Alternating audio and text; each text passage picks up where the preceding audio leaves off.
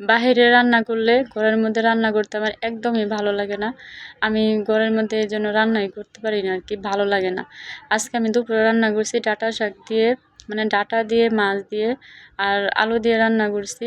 আর আজকে আমি ঘরের মধ্যে রান্নাটা করছি, নিজেরও তো একটা সুবিধা আছে তাই না। তো গরম ভাত, ডাল আর হচ্ছে একটা তরকারি রান্না করছি। তো এখানে আমি দুপুরে রান্না করার জন্য এখানে ভাত বসায় দিয়েছি। আর চারপাশে সুন্দর করে পানিগুলো ওগুলো আমি সুন্দর করে এভাবে মুছে দিই, যাতে মানে শব্দ না হয়। আর পানি থাকলে মানে একটা দাগ পড়ে যায় আর কি। যাই হোক, এখানে আমি সুন্দর করে ভাতটা বসায় দিয়েছি। এখন আমি সুন্দর করে দুটো আলু দিয়ে দিব। আলু ছাড়া তো তরকারি চলে না, দুটো আলু দেওয়াই লাগে।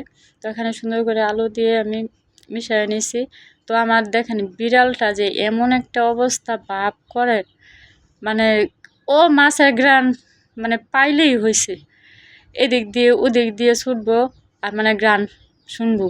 আর ও আমার সাথে বেশি করে, আমার মনে হয় যে আদরে আদরে মাথায় উঠে গেছে। যাই হোক, অবলা প্রাণী কি করব, নিজের জিনিস কিছুই করার নাই। আমার সাথে এরকম করে বেশিরভাগ, অন্যের সাথে এরকম করে না, আমার সাথে মানে আমাকে রান্না করে দেখলে ওর মাথা নষ্ট হয়ে যায়। কি খাবে না খাবে, মাছের ঘ্রাণ পেলেই হয়েছে। তো এখন তরকারিটা সুন্দর করে আমি বসাই দিতেছি। তরকারি কিন্তু মশলাটা কষানো হলে তরকারিটা খেতে ভালো লাগে। তো সুন্দর করে মশলাটা কষিয়ে আমি ডাঁটাগুলো দিয়ে দিলাম।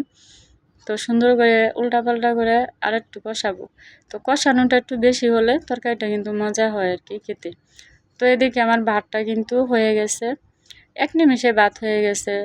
২০-৩০ মিনিট সময় হয় নাই আর কি, বেশ একটা সময় নেয় নাই, আমার ভাতটা হয়ে গেছে সুন্দরভাবে।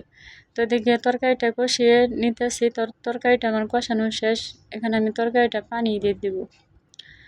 তো কতখানি পানি আমি দিয়ে দিচ্ছি, আর বেশ একটা ঝোল রাখবো না, যেহেতু একদম কচি ডাঁটাগুলো, এই জন্য আমি একটু মানে হালকা পানি দিছি, যাতে পানিটা একটু একটু থাকে, বেশি থাকলে ভালো লাগবে না। এই জন্য মাছটা যেহেতু ছোটো, এজন্য আর কি একটু পানি দিছি। তো এখন আমি মাছটা দিয়ে দিব আর কি। দেখেন আমার পানি কিন্তু যেভাবে একটা ওভাবে রয়েছে আর কি, পানি খাইছে না, কারণ ডাঁটাগুলো অনেক সিদ্ধ হয়ে গেছে কচি, এজন্য।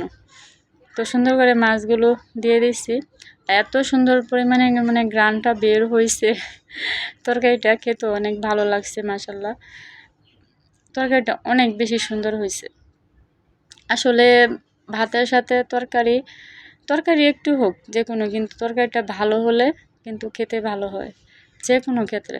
আর রান্নাটা যদি সুন্দর করে রান্না করেন তাহলে সব কিছুই ভালো লাগে, তাই আমার তরকারিটা ভালো লাগবেই।